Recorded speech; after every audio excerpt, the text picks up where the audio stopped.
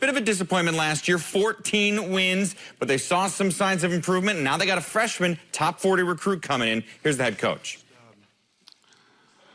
I'd like to pay respects to a guy that I got to know as a Kansas State player and coach, and a guy that I studied a great deal, and a guy that spent a great amount of time in this city on the passing of Tex Winter.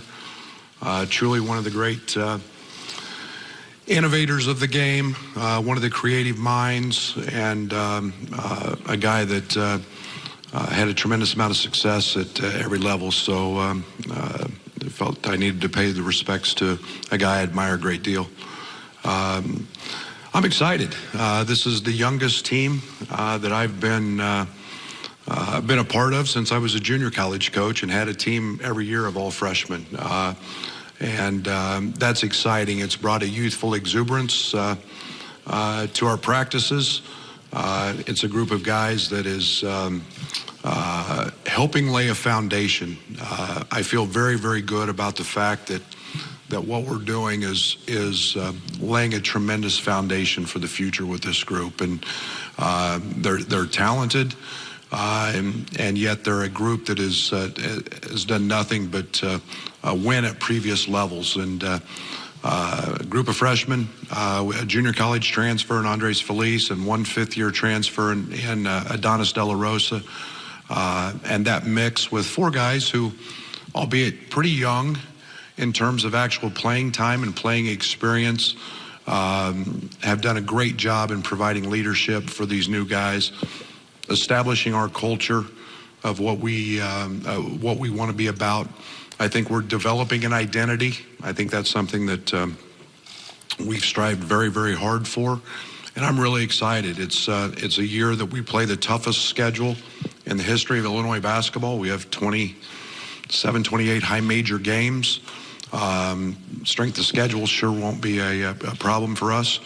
And then it's about growth for us, and that's something that we're getting better at every day. Thanks, Coach. We'll open the floor for questions.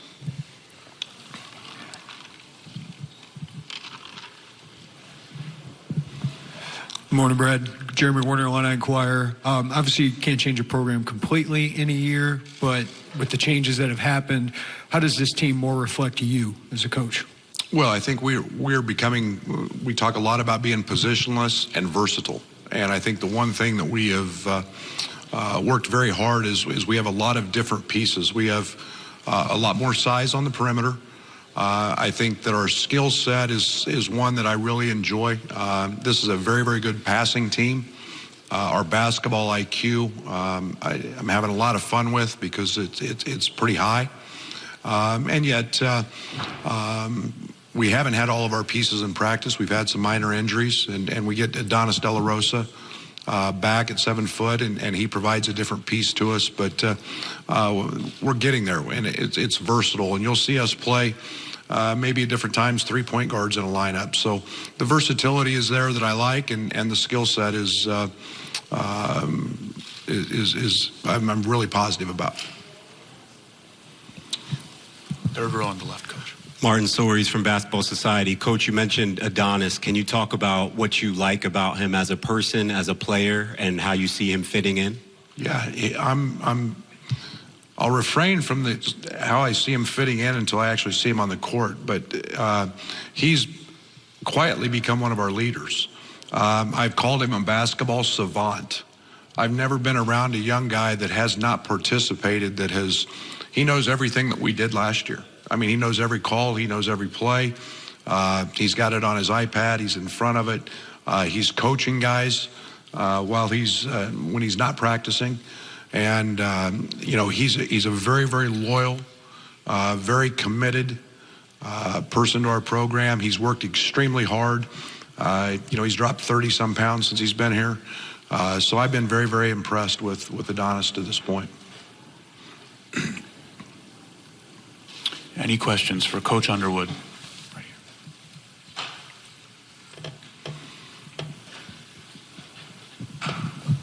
Shannon Ryan, Chicago Tribune. Obviously, you have a really young team. Trent Frazier is still a young guy, but what role are you expecting him to have in leadership, and what have you seen so far from him and the steps he's taken from last year in that area? You know, I think one of the hardest challenges is you have a freshman that has a lot of success, and you're always curious as to how they'll react to that. And the one thing that Trent has done is accepted some of the things that he didn't do well. He's allowed us to coach him. He's gotten better. I mean, there's no secret. He was a left-hand dominant player last year. Now he's just as good going right. We asked him to step up his leadership role. He has done that, and you know, he's a guy that is all about winning. And I think that you look at him, and not just Trent, but Aaron Jordan and Kipper Nichols and DeMonte Williams. Those guys are all bought in. They're both feet committed to winning, and Trent's got a big jump. He's going to be at the top of everybody's scouting report, and that'll be a little different role for him. So, but he's up to the challenge, and I'm excited for his sophomore year. Brad, obviously Chicago is loaded with talent, and a lot of guys have decided to go elsewhere, but Ayo Dosunmu chooses you and chooses Illinois. What did you guys do to get him? What do you think clicked with him, and how do you think he'll handle the pressure of expectations at Illinois? Yeah, Ayo's a different cut, and I say that, and you talk about a committed, dedicated worker, a guy who loves basketball. He's a two-time state champion. And he's fearless. He's everything that I would have hoped him to be and more. Great teammate. He's selfless. He doesn't care. He knows he's a good basketball player, but an elite passer, a great teammate. He's always got an encouraging word. He's developing slowly, I think, into what we'll see as by some point this year, an elite leader.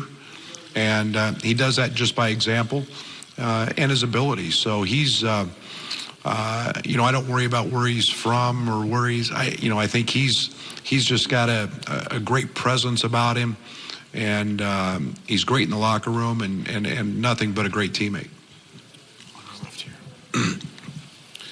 Scott Ritchie, Champaign News-Gazette. Jim Delaney said earlier this morning that he doesn't think there's anything less interesting than bad basketball games in November and December.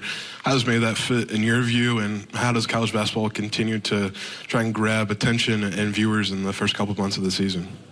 Well, I think the one thing that playing two conference games in early December, you've got kind of a lull there that as you in between bowls and goings on in the football world. Campus is still alive. What I mean by that, it's still in session. So we're looking at playing two games that have, student participation at both home and on the road. So, I think that our schedule this year, at least for our fans, is one that they should be very excited about, with the ACC Challenge, with the Gavitt Games, with our trip to Maui, which is an elite field. So, I think basketball's in a great place. I think we can continue to grow. Jim does an unbelievable job in terms of foresight, in terms of thinking ahead with media and some of these things. We're the first conference to go to 20 games, and the one thing we have in the Big Ten is 42 straight years of leading in attendance. So we're above the curve for sure. Coach Underwood, thank you so much for your time. Thank you.